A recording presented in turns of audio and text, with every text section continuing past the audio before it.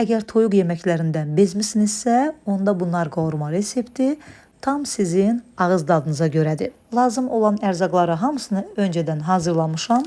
Bizə ilk olaraq lazımdır kərə yağı. Kərə yağımızdan bir qədər götürüb tavanın içərisinə əlavə edirik və yağımız tam ərildikdən sonra ocağın gür ateşində doğradığımız bir ədəd toyuğu hər iki yüzünü qızardıb götürürük. Toyuq ətini bir qədər mühürləyib götürdükdən sonra həmin kərə yağını süzgəclə süzüb yenidən tavaya əlavə edirəm. Biraz da kərə yağı içərisinə əlavə edib 2 iri baş soğanı ortadan 2 hissəyə bölərək incə şəkildə samanvari doğrayıb, üzərinə də biraz duz əlavə edib onu da qovururuq. Bu arada digər qazanda da düyü süzürəm. Nar qovurmanı istəsəniz həm plovla da süfrəyə verə bilərsiniz, çörəklə də yeyə bilərsiniz.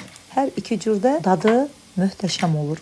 Soğanlar qızılı rəng aldıqdan sonra mühürlədiyimiz toyuq ətlərini də içərisinə əlavə edirik. Üzərinə zövqə görə duz, biraz da qara istiot əlavə edirəm və bir armudu stəkan narın öz suyunu, yəni nar şirəsi içərisinə əlavə edirəm. Yarım çay qaşığı da sarkök və qarışdırıram biraz. Qapağını üzərinə yerləşdirib ocağın çox zəif odunda toyuğun içərisi bişənə qədər, yəni tam yumşalana qədər bişirirəm.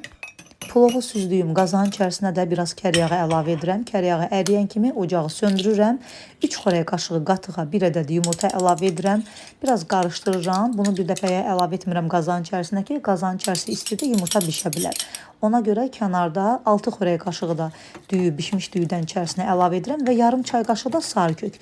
Bunu da elə qazanda qarışdırıram gördüyünüz kimi və qazanın dibinə yayıram. Qazmağımız hazırdır.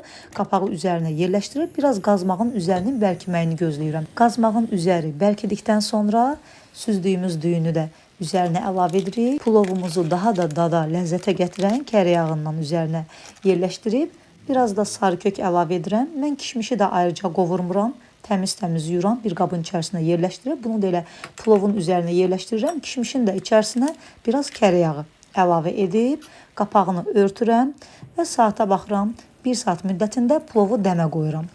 Toyuq əti tam bişdikdən sonra 2 ədəd iri ölçüdə dənələnmiş nar gilələrini də üzərinə əlavə edirəm. Narla da birlikdə 5-6 dəqiqə bişirib ocaqdan götürürəm. Əgər olarsa, nar qovurmasına mütləq şabalıd da əlavə edin. Şabalıdla da nar qovurması möhtəşəm, ləzzətli olur. Göz haqqınızı halal edin. Videonu bəyənib yaddaşa verməyi unutmayın. Hələlik.